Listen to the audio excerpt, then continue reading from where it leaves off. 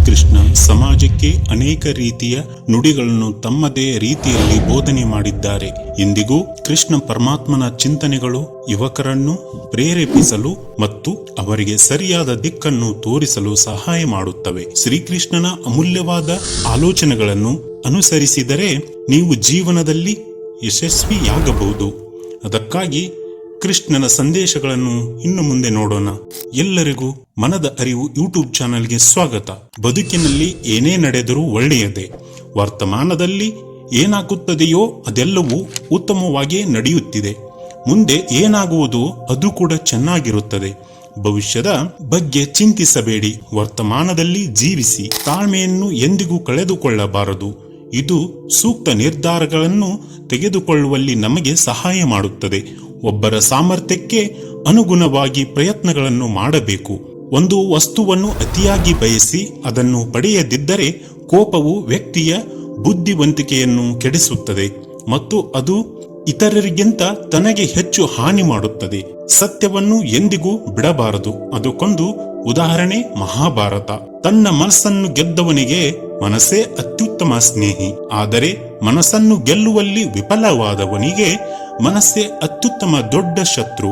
ಧರ್ಮದ ಮಾರ್ಗ ನಮ್ಮ ಭಾವನೆಗೂ ಮೀರಿದ್ದು, ಆದರೆ ವಾತ್ಸಲ್ಯ, ತಿರಸ್ಕಾರ, ಆಸೆಯು ಭಾವನಾತ್ಮಕವಾದದ್ದಾಗಿದೆ.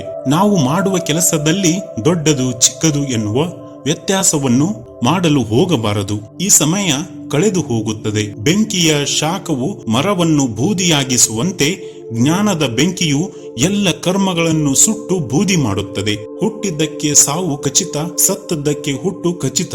ಆದುದರಿಂದ ಅನಿವಾರ್ಯವಾದದಕ್ಕಾಗಿ ದುಃಖಿಸಬೇಡಿ. ಮನುಷ್ಯನು ಅವನ ನಂಬಿಕೆಗಳಿಂದ ಮಾಡಲ್ಪಟ್ಟಿದ್ದಾನೆ. ಅವನ ನಂಬಿಕೆಯಂತೆ ಅದರಿಂದ ಅವನು ಆಗುತ್ತಾನೆ. ಮನಸ್ಸು ಚಂಚಲವಾಗಿದೆ ಮತ್ತು ನಿಗ್ರಹಿಸುವುದು ಕಷ್ಟ, ಆದರೆ ಅಭ್ಯಾಸದಿಂದ ಅದನ್ನು ದೂರವಾಗಿಸಬಹುದು. ಸ್ವಯಂ ವಿನಾಶ ಮತ್ತು ನರಕಕ್ಕೆ 3 ದ್ವಾರಗಳಿವೆ. ಅದುವೇ ಕಾಮ, ಕೋಪ ಮತ್ತು ದುರಾಸೆ.